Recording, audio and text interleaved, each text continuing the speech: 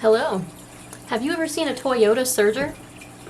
Well, I found one at a garage sale this summer for the low price of $2. So of course I had to grab that up.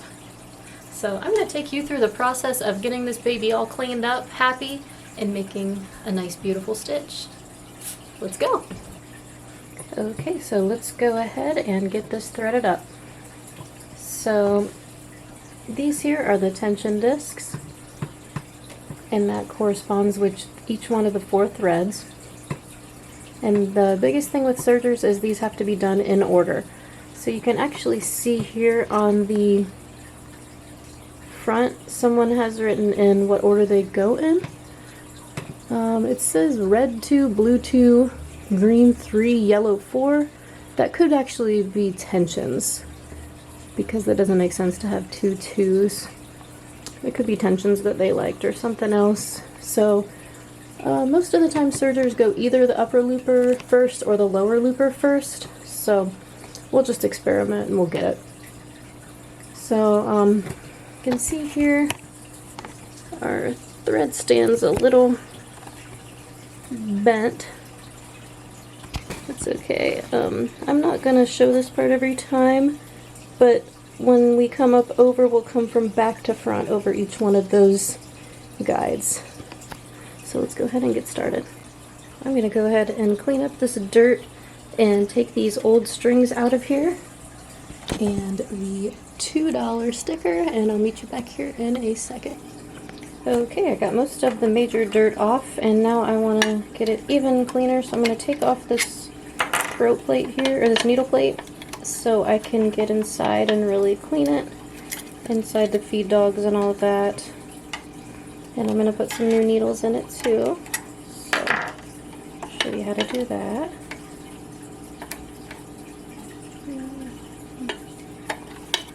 These little screws out. So as I was cleaning this machine, I noticed a lot of things that are really unique about it. So some of them being our presser foot lever. When you push it down, the presser foot actually goes up. It's kind of unique. I've never seen there be guides over here on the right side of the machine. It's also kind of interesting inside here. This is the stitch length here, which is kind of cool and different. So I'm going to go ahead and remove this needle plate we just unscrewed so that I can access more dirt and get it clean. I'll go ahead and do that, and then we'll change the needles. Okay, so first thing I'll do to change the needles is get this blade out of the way. So we can just push it over right here to the right, and then use this, there's a knob over here we'll twist so we can kind of get that out of the way. And then I'm going to put the presser foot down, and this screw right here is what holds both of these needles in. So I'm just going to hold on to the needles as I unscrew the screw, which loosens them, and they come out.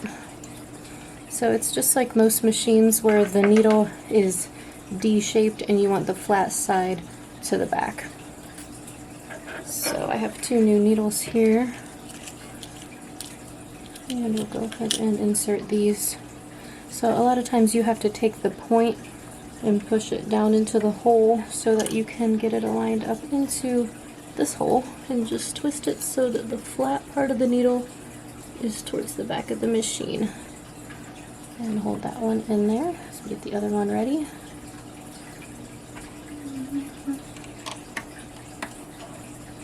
Yep.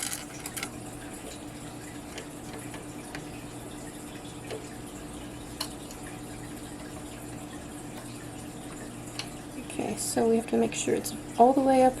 Both needles are all the way up as far as they go, so I push on the sharp part with my fingernails all the way up in there, and they should not be the same. One should hang lower than the other, that's correct. And then we tighten this screw.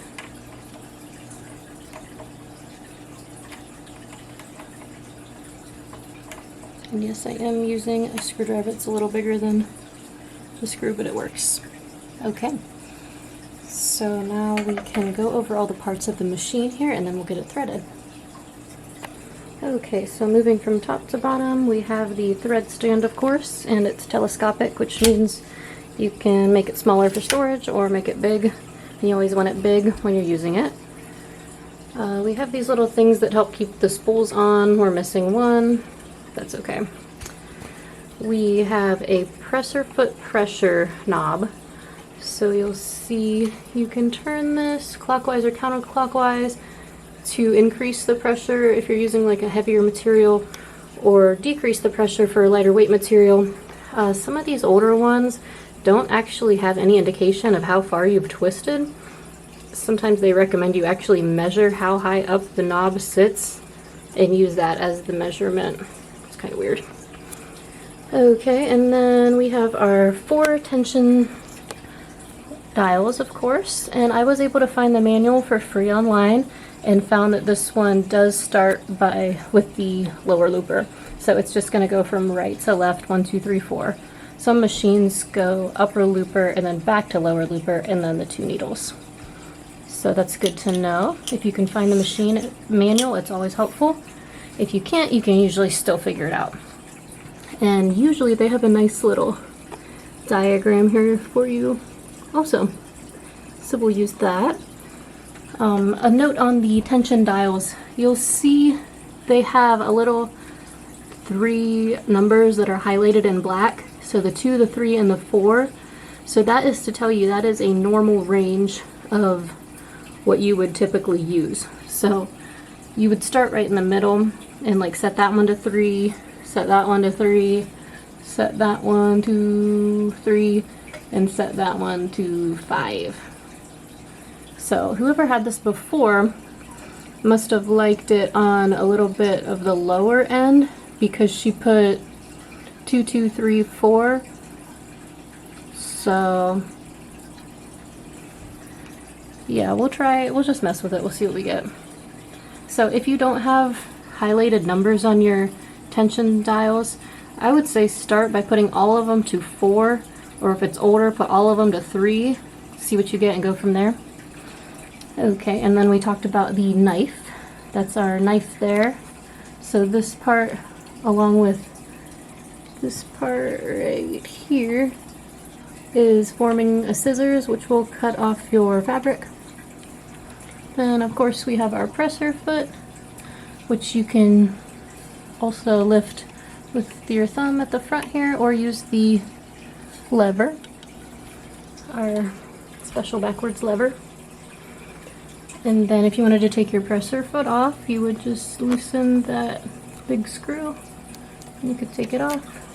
And we talked about the needles, and we talked about the stitch length, which was inside here. Very cool.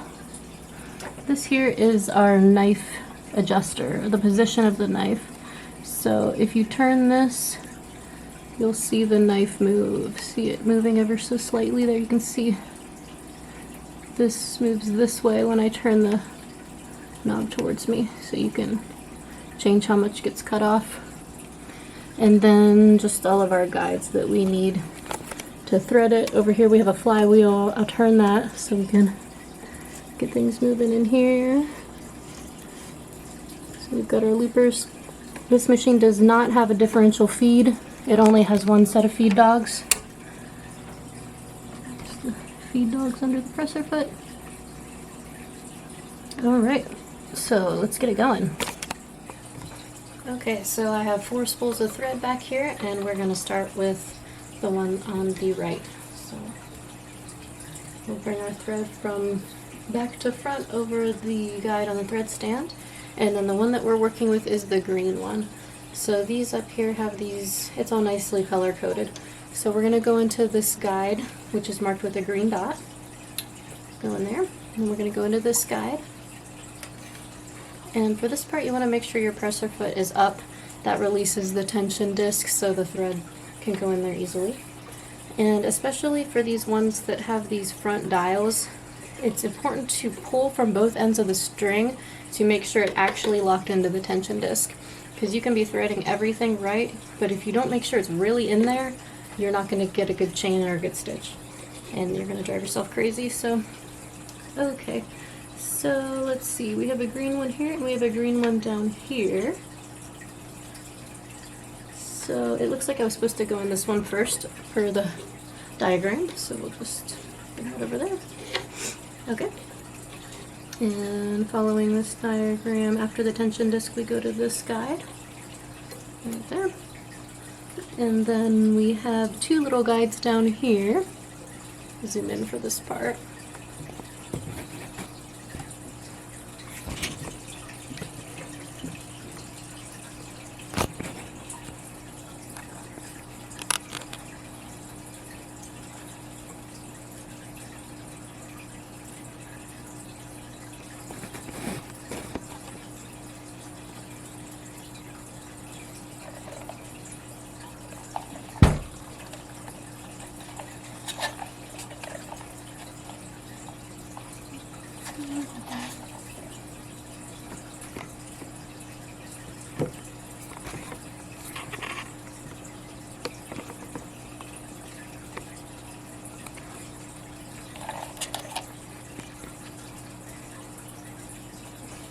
Okay, so both of these little guides are marked with a green dot, so we're going to go in both of them.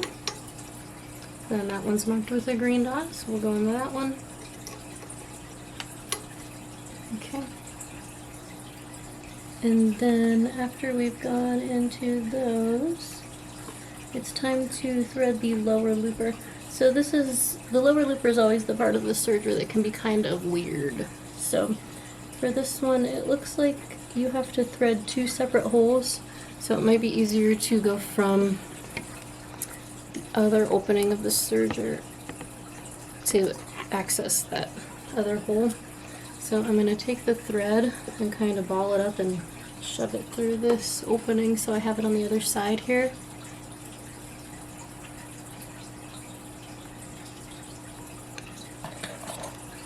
And then you'll see that the lower looper has two holes on it. It has the hole for the tip of it, and then it also has a hole on the left side of it. So let me come around here.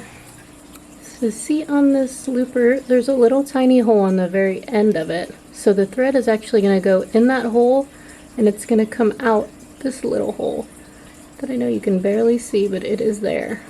So that's the first step. So we're going to go ahead and do that.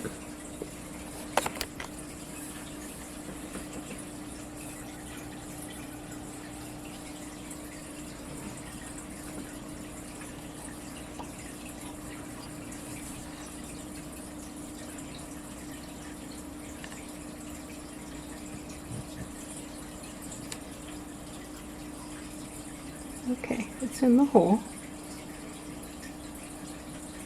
So then I will turn the flywheel so the looper is accessible from like over here where we were.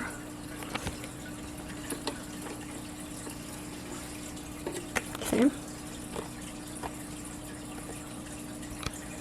So there's the thread that we just threaded in that hole. And now we're gonna thread it through the main hole that's on the pointy part of the looper. So just like a needle, just thread it front to back. And then once you've got it in the eye, if you have tweezers, this is a helpful part. Grab it from behind the eye and then shove it back there. I didn't grab my tweezers, but I think I can grab it. So a lot of sergers, once you've got the thread from the lower looper, it actually needs to rest over top the upper looper in that little crevice. But going by the diagram, it shows that red thread just kind of going off to nowhere. So I'm going to assume it doesn't need to go over that upper looper, but if it doesn't form a chain, that'll be the first thing that I try. Okay, so then I just took the thread from behind the eye of the lower looper and I just passed it under this presser foot so it can lay back here. So that's the hardest part. The lower looper is always the hardest part. So next we have the upper looper. So we'll take the thread, bring it from back to front over the thread stand, and now we're on all the blue markings. So this guide has a blue dot. It says the blue dot. And then as per the diagram, we go over here to this blue dot guide before going into this tension disc. And again, just hold on to both ends of the thread and pull it, and you'll feel it lock in there more. It's very important. And then we're going to come down to this guide. Okay, and then of these two, only one is marked with the blue dot, so we'll go in that one. So you want to look for all your guides and also look at your diagram here. I will zoom in.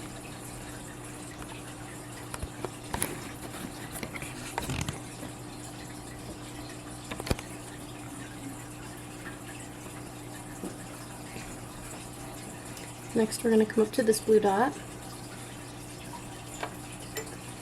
Okay. And then it looks like we're going straight into the eye of the upper looper.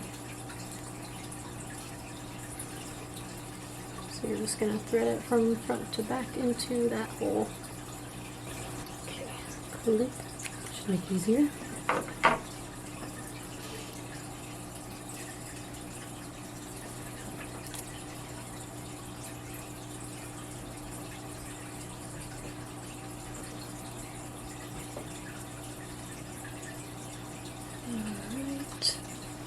And then again, you just need to find a way to grab the thread from right behind there. Tweezers are great. Or whatever you have to just kind of get it back there. And also, it's not really this hard. I'm just trying not to block the camera, and I'm using my left hand and stuff. But it is, you do kind of feel awkward until you've done it a few times on your machine.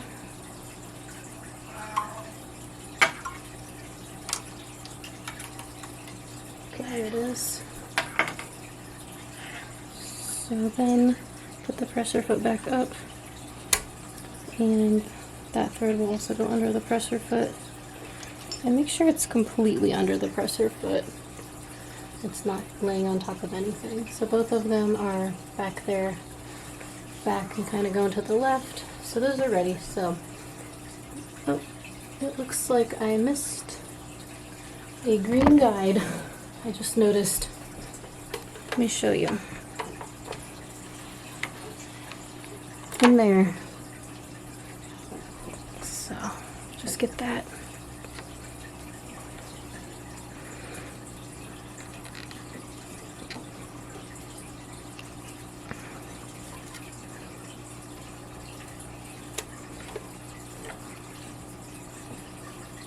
Okay, there we go. And just pull all of them tight again. Okay, now we're going to do the needles. This part's easy, it's just like most machines. Okay, so we're now the third one over from the right, and we'll bring that thread from back to front over the thread stand, and now we're on the red dots. So we have a red dot here.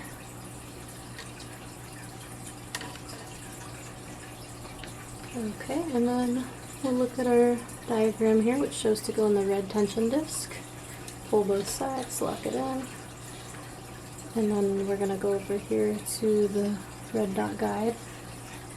It has a little wire in it that kind of bounces. I think we're just going to go under it. It could be that I'm supposed to thread it in there, but I'm not going to. I could consult the manual. I think that that's correct. I'll look, and if it's not, I'll come back at the end and I'll tell you. Okay, so then this part here has two little spots. The bottom one's red and the top one is yellow. Okay. And then we go in this same thing, there's two. We'll go in the bottom one that's marked with the red. And then this one here is marked with yellow only, so I'm guessing that's to keep the two threads separate from each other. One comes to the right of it, one goes to the left. I'll consult the manual and verify. And then when you get to the needles, there's these two little wire guides above each needle. Pretty basic, just go in the middle and then around like that. And then we'll just thread it into the eye of the needle through the right needle, and then I want it to come under the presser foot and back into the left. So I just want to make sure it goes under the presser foot, not getting hung up on anything else. Okay, we got 3 out of 4. We're almost there.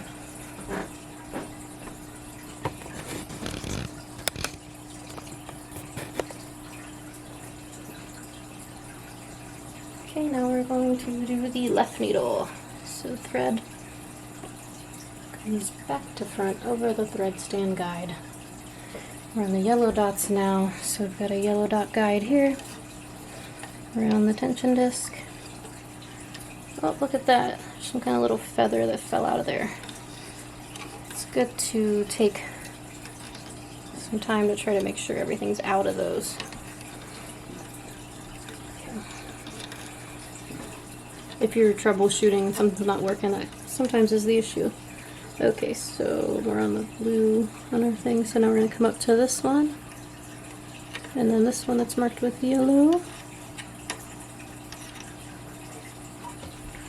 Okay, and then we're going to come to the left of that one, since the yellow dot's on the left side of that, and then we'll come into the little wire guide and thread the left needle.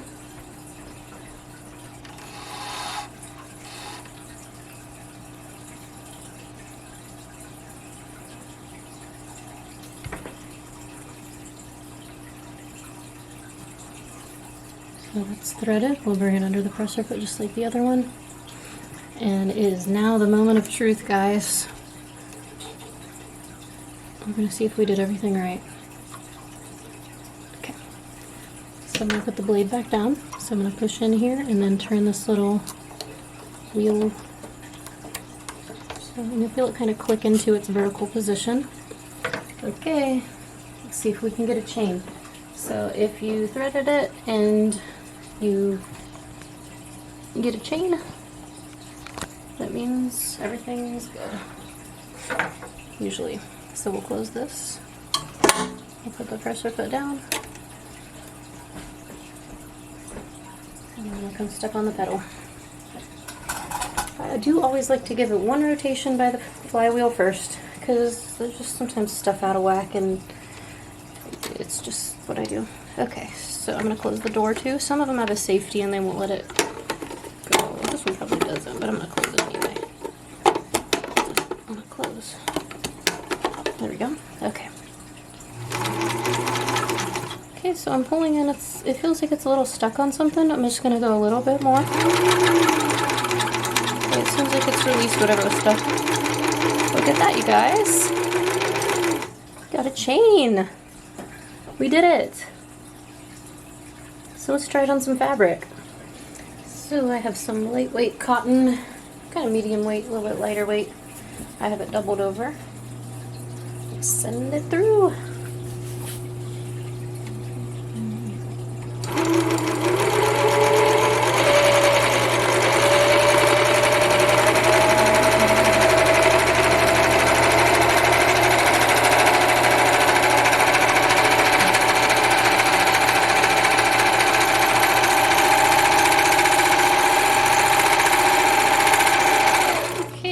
It looks pretty good, although I forgot to change any of the tensions, and it looks like the stitch length is super dense, but all in all it looks really nice. Okay, so can you see that little bit of the fabric in there kind of bunched up? That means we're not cutting off enough fabric. So we're gonna go in here, we're gonna turn this dial so the knife moves this way, or that way I mean, so that the knife moves to the left, and that will make more fabric get cut off, therefore less fabric to be bunching up inside there. And stitch length was set all the way down to 1. So let's move it up to about 2.5. I'm really impressed with how the stitch looks really good, even though the tensions are all out of whack. Unless this is just how she had it set on purpose. So I guess we'll just remember how this was. So it's 3, 5, 9, 7-ish. 3, 5, 9, 7. Okay, so if we need to put it back, we can, but I'm going to put all of them to in the middle of their highlighted, like, recommended number, and see what we get.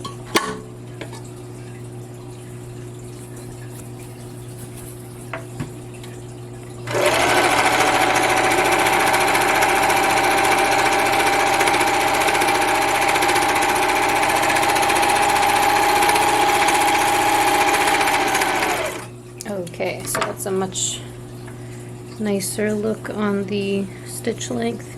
You can still see that fabric's bunched up inside the stitch, so a little bit more needs to be cut off. See it all bunched up inside there? You can see it rolling. Okay, so I'm going to turn the wheel, or I mean the... Okay, so to turn it away from you, it will cut off more fabric. Let's try again. But yeah, the tensions look good.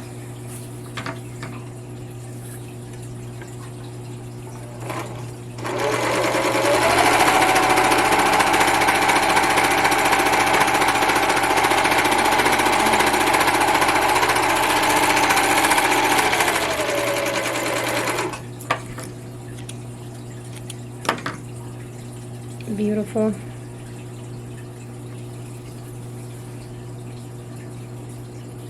Okay, so see how the two threads are not interlocking right at the edge. So we can make some tension adjustments to fix that.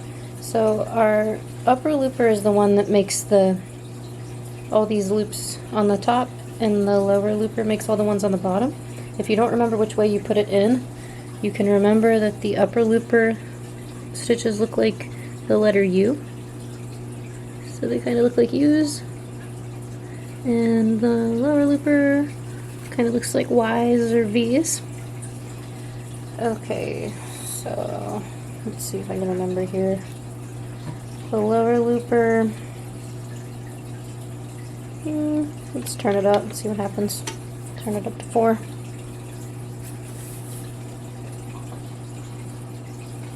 That might be wrong. Let's turn it down to 2.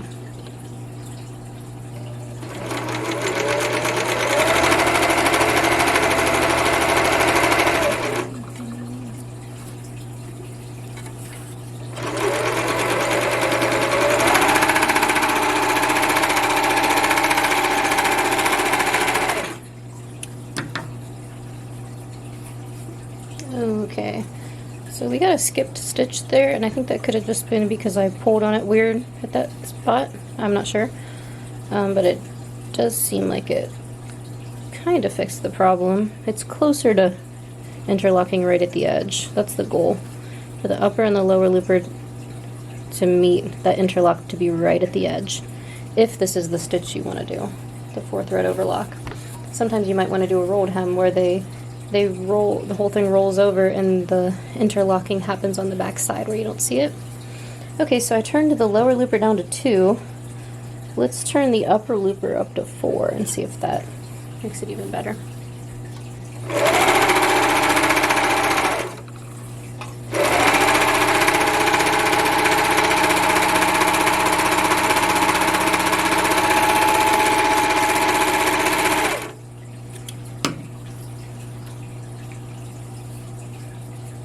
Okay, it looks pretty good.